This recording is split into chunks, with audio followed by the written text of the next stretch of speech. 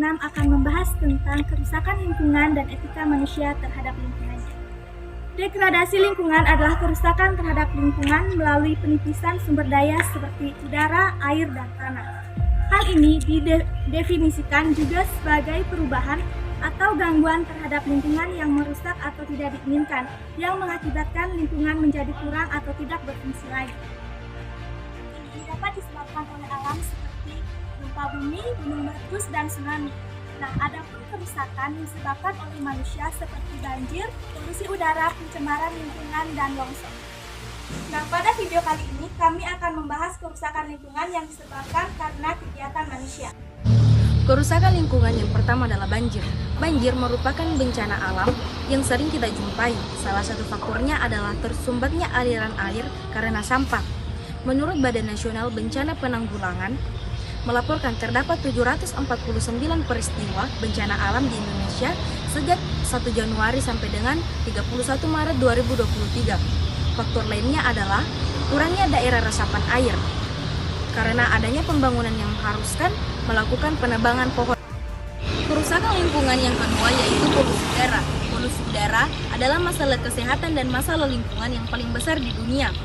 Polusi udara berkontribusi terhadap sekitar 11,65% kematian secara global, dan salah satu faktor resiko penyakit terinfeksinya saluran pernapasan. Penyebab polusi udara karena kegiatan manusia, diantaranya asap rokok, asap kendaraan bermotor, asap kebakaran, dan asap dari pabrik. Menurut beberapa sumber, kendaraan bermotor menjadi sumber polusi terbesar. Kerusakan lingkungan yang ketiga adalah pencemaran tanah dan air. Kerusakan ini sering terjadi tanpa kita sadari dan memiliki dampak yang begitu besar bagi lingkungan dan ekosistem. Menurut BPS, terdapat 1.499 desa per kelurahan yang mengalami pencemaran tanah.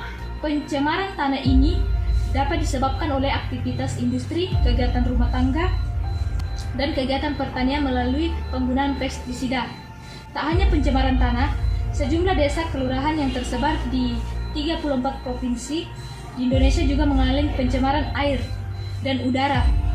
Tercatat sebanyak 10.683 desa per kelurahan di tanah air yang mengalami pencemaran air, dan 5.644 desa per kelurahan mengalami pencemaran udara. Contoh pencemaran air adalah air limbah dari kegiatan rumah tangga, membuang sampah ke laut, tumpahan bahan kimia dan minyak, dan pembuangan ilegal. Ada banyak hal sederhana yang dapat dilakukan untuk mengurangi dan mencegah kerusakan lingkungan, diantaranya 1. Memilah sampah, 2.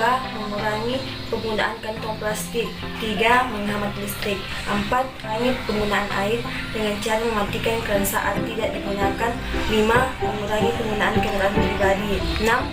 Menanam pohon. Hal ini dapat membantu mengurangi karbon dioksida di udara dan memberikan manfaat bagi lingkungan serta menjadi daerah resapan air.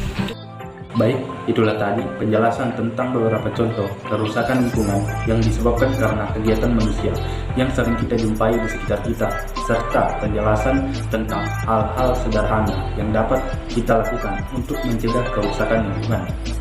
Untuk itu, marilah kita bersama-sama melakukan tindakan nyata untuk menjaga keberlangsungan alam ini. Karena bumi yang kita tinggali bukan hanya milik kita saja, akan tetapi juga milik generasi yang akan datang. Mulailah dengan hal-hal sederhana yang dapat berdampak besar bagi lingkungan. Terima kasih telah menonton video ini, dan semoga video ini dapat memotivasi kita untuk menjadi agen perubahan dan dalam menjaga kelestarian alam. Saya Ade Irwan Zarahman, pamit undur diri.